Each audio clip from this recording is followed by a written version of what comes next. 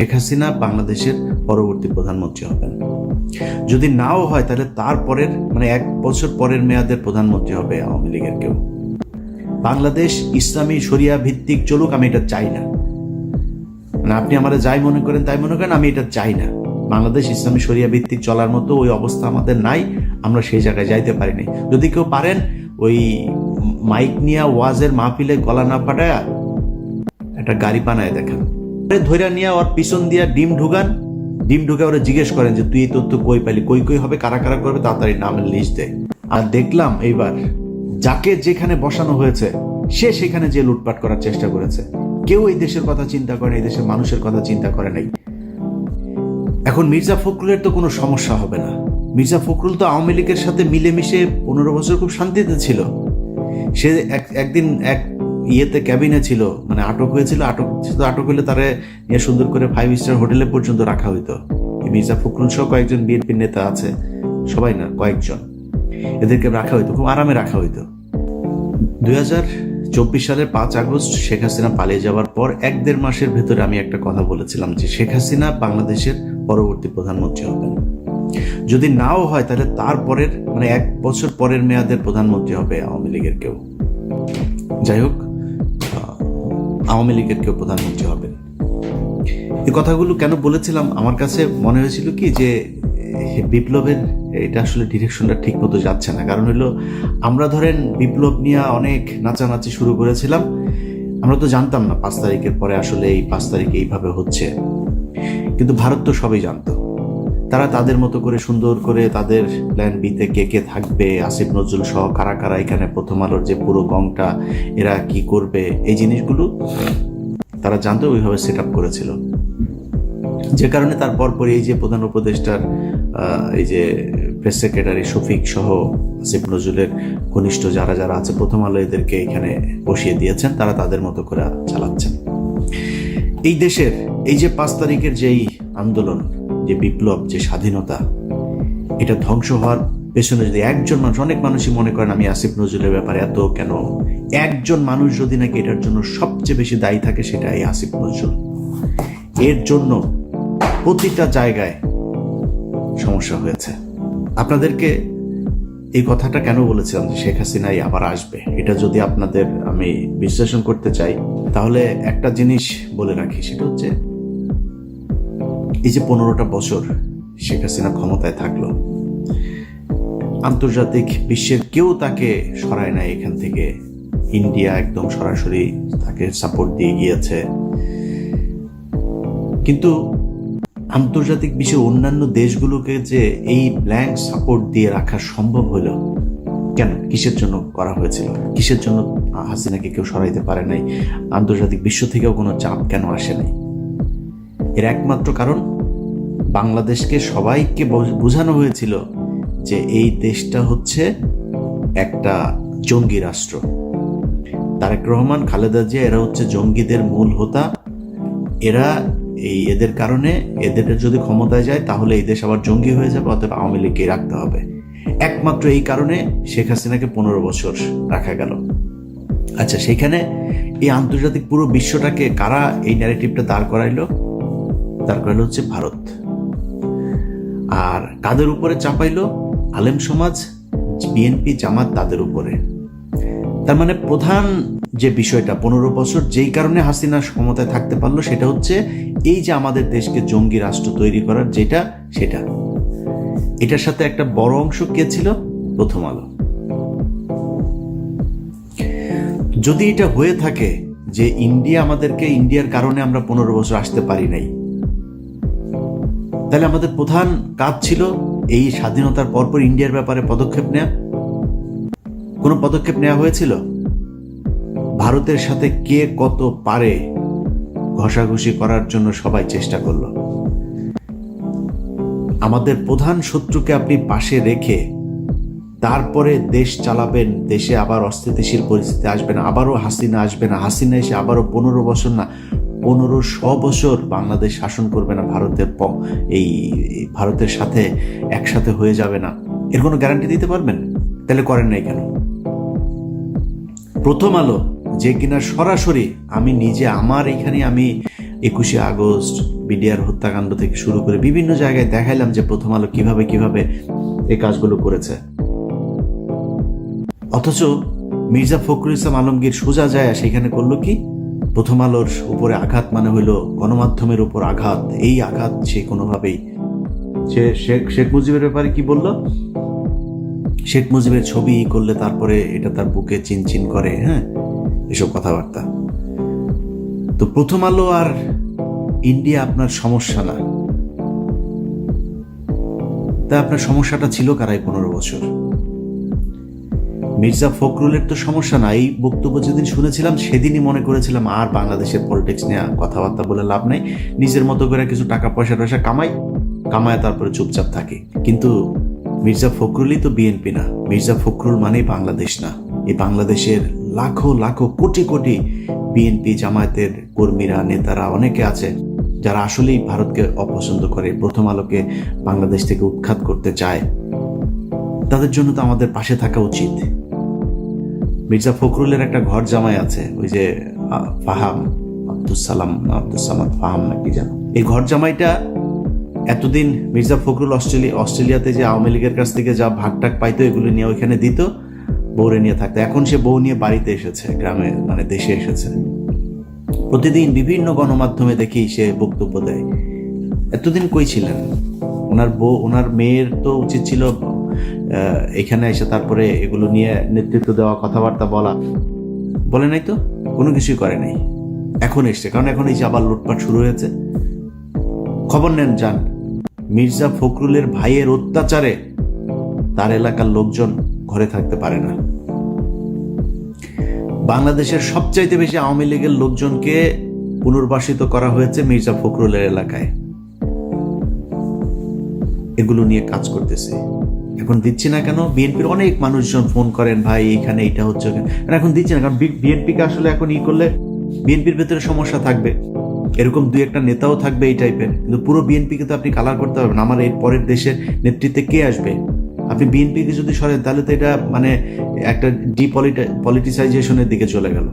তখন আপনি কি করবেন? কাকে আনবেন? এখানে একটা অন্য তৃতীয় পক্ষ আসবে, সেনাবাহিনী আসবে, ইন্ডিয়া সেই সুযোগ নিবে। সো আমার সেকেন্ড চয়েস হচ্ছে বিএনপি। অতএব এই কারণে বিএনপির বিষয় নিয়ে বিএনপি চাঁদাবাজি করে, এই করে সেই করে, নানান অভিযোগ। আমি বলে বিএনপি নিয়ে কোনো কথা বলা যাবে না। বিএনপিকে নিয়ে বলার সময় আছে, অবশ্যই বিএনপিকে নিয়ে কথা বলা হবে, কিন্তু এখন না। যে কারণে এগুলো নিয়ে কথা বলি না। কিন্তু মির্জা ফখরুলরা এই কাজগুলো করছে। এখন মির্জা ফখরুলের তো কোনো সমস্যা হবে না। মির্জা ফখরুল তো আওয়ামী লীগের সাথে মিলেমিশে 15 বছর খুব শান্তিতে ছিল। সে একদিন এক ইয়েতে ক্যাবিনে ছিল, মানে আটক হয়েছিল। আটক হলে তারে সুন্দর করে 5 স্টার হোটেলে পর্যন্ত রাখা হইতো। মির্জা ফখরুল সহ কয়েকজন বিএনপির নেতা আছে, সবাই না, কয়েকজন, এদেরকে রাখা হইতো, খুব আরামে রাখা হইতো। তো এই লোকগুলিকে আপনার ওই ক্যাবিনে রাখার পর একদিন সে একজন বিএনপির, নাম বললাম না, বিএনপির এক নেতার সাথে সে বলছিল যে খালেদা জিয়ার কথা বলছে, এই মহিলার কারণে, এই মহিলার মাথায় সমস্যা আছে, এই মহিলার কারণে এখন আমার এই জেলে আসতে হইলো।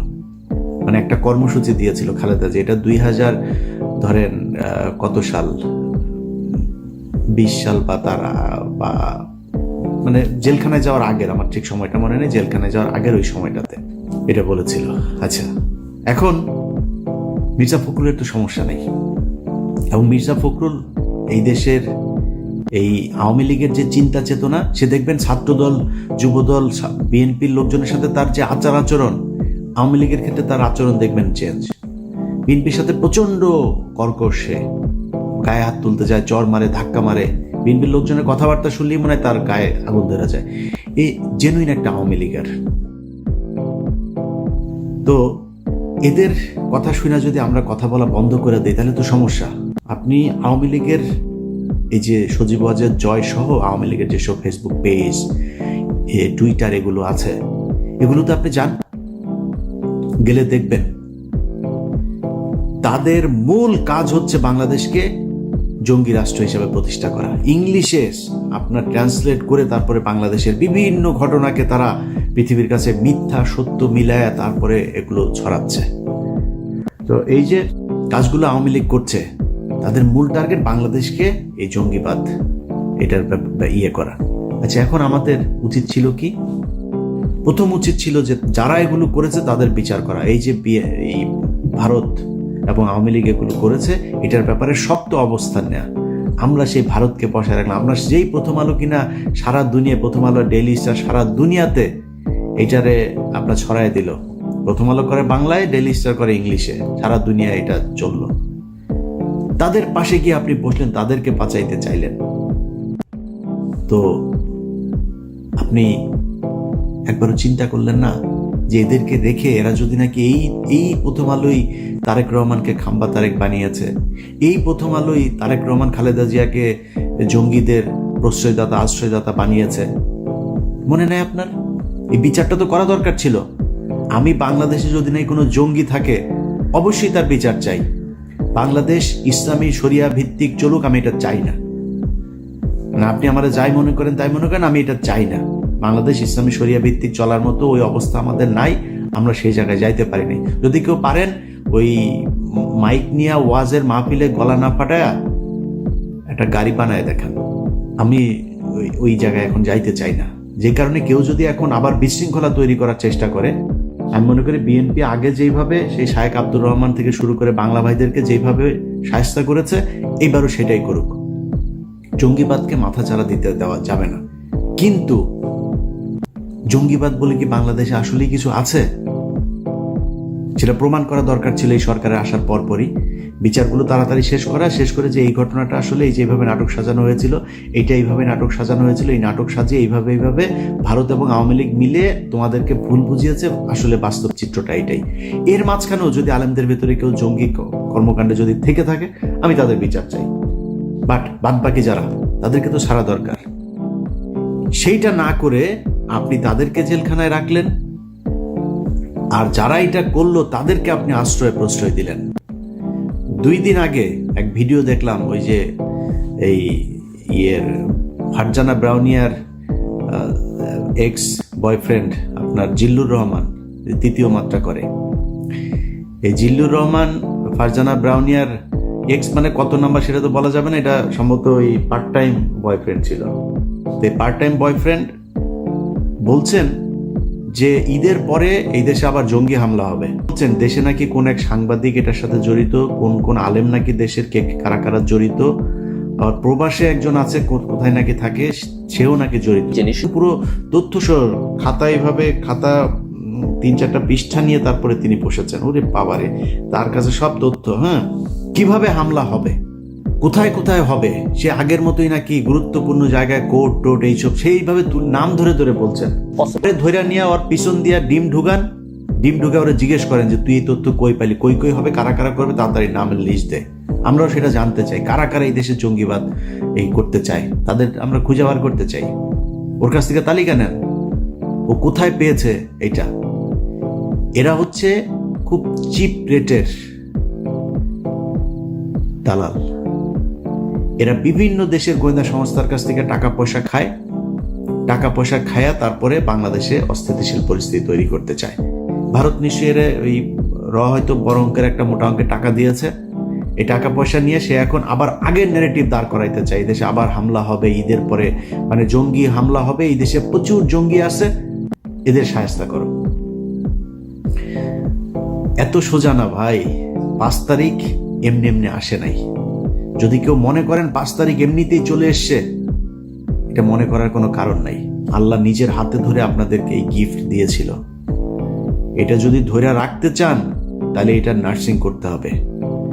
এই যে 8টা মাস হইল, এখনো পর্যন্ত বিএনপি জামায়াত সহ বিভিন্ন লোকজন জেলখানায় আছে। জেলখানায় থাকা মানুষগুলিরে এখন পর্যন্ত জেল থেকে বার করতে পারলেন না। রোজাটা করলো তারা জেলখানার ভেতরে। ইফতার কি করে, তার পরিবারের অবস্থা কি, 15 বছরে এই মামলা চালাইতে কি অবস্থা। আরে ভাই, এই জেলখানার মানুষগুলোর এই যে প্রতিদিন তাহাজ্জুদ নামাজ পড়া, আল্লাহর কাছে সাহায্য চাওয়া, দেশের জন্য আল্লাহর কাছে কান্নাকাটি করা, এই জন্য 5 তারিখ এসেছিল।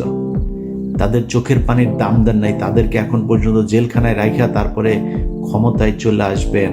এত সোজা, এত ইজি আপনি ক্ষমতায় চলে আসবেন।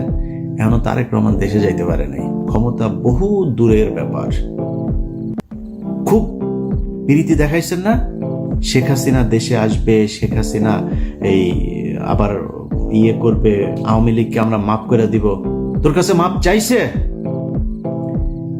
এখন আওয়ামী লীগকে পুনর্বাসিত করবে কি? কোন রিফাইন আওয়ামী লীগ আসবে, নাকি পিওর আওয়ামী লীগ আসবে, র আওয়ামী লীগ আসবে, না কোন আওয়ামী লীগ আসবে, সেটা নিয়ে আলোচনা হয়। এই আলোচনা আপনাকে আসতে বলছে কি? আওয়ামী লীগ বলছে আপনার কাছে যে আমরা আসতে চাই, আমাদেরকে র আওয়ামী লীগ নিবা নাকি এই রিফাইন আওয়ামী লীগ নিবা, কোনটারে নিবা, কোনভাবে আমাদেরকে নেওয়া যায়, চাইছে আপনার কাছে?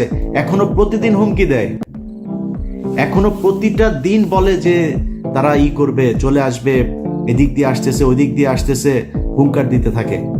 আপনি যে তারে মাফ করেন, আপনি যে তারে নিয়ে আলোচনা করতেছেন, সেই আলোচনার কারণটা কি? আওয়ামী লীগ কবে, কোন দিন আপনাকে বলছিল যে আপনি আমাদেরকে নেওয়ার ব্যবস্থা করেন, আমরা দেশে একটু ফিরতে চাই, আপনাদের সাথে কথা বলতে চাই, বলেছে নাকি? আমরা আলোচনা করছি। আওয়ামী লীগের লোকজন এই গতকালকে আসিফ নজরুল তার প্রিয় আওয়ামী লীগের লোকজনকে কোর্টের বিভিন্ন জায়গায় বসিয়ে রেখেছে। গতকালকেও এত ক্রুশিয়াল একটা সময়ের ভিতরে, কালকে মনে হয় 100 বার আওয়ামী লীগের লোকজনের দেখেছি, শেখ হাসিনা ওই দিক দিয়ে ঢুকছে, ওই দিক দিয়ে তোরে ঢুকাই দেওয়া হবে, ঢুকতে বল। দেশের মানুষ এখনো ওই মেজাজে নাই। সেনাবাহিনীও যদি নাকি দেরিবেরি করে, সেনাবাহিনীর মধ্যম সারি জুনিয়র অফিসাররা বসে আছে, সৈনিকরা বসে আছে, 15 বছর বহুত হয়েছে। দেরিবেরি করার চেষ্টা করলে কোনো জেনারেল তারা বসে থাকবে না, কারণ সেনাবাহিনী এই দেশের মানুষের প্রাণের কথা বলে। এই দেশের মূল রক্ষক হচ্ছে বাংলাদেশ সেনাবাহিনী। সেই সেনাবাহিনী এত সহজে আপনি 2-4 জন জেনারেলের কারণে বিক্রি হয়ে যাবে আরেক দেশের কাছে, এটা মনে করার কোনো কারণ নাই। ঢুকতে বল, অমুক জেনারেল অমুক কর্নেলের কথা শুনে তারপর ঢুকতে বল, তারপরে বুঝবি মজাটা। আয়, এগুলি করা হচ্ছে। এর মাঝখানে আপনি গতকালকে 2 জনের জামিন দিয়ে দিলেন। আওয়ামী লীগ কি করতো? আওয়ামী লীগ যখন দেশে পরিস্থিতি হইতো তখন সবগুলি নিয়ে ঢুকাইতো, জামিন টামিন সব বন্ধ। আপনি এই পরিস্থিতির মাঝখানে 2 জনের জামিন দিয়ে দেন, কিভাবে সম্ভব? এক এমপির বোর্ডে জামিন দিয়ে দিয়েছে, কিভাবে সম্ভব? আপনার এখানে আমরা আলোচনা করছি আওয়ামী লীগকে পুনর্বাসন, এই নিয়ে আলাপই চলবে না। কিসের আওয়ামী লীগ? ওদের বিচার হবে, ওরা রাজনীতি করতে চায়, করুক, সমস্যা নাই। আওয়ামী লীগের দেশে রাজনীতি করবে আওয়ামী লীগের নাম দিয়ে, করুক। কে করবে? কোন আসবে? আমরা চুজ করবো নাকি?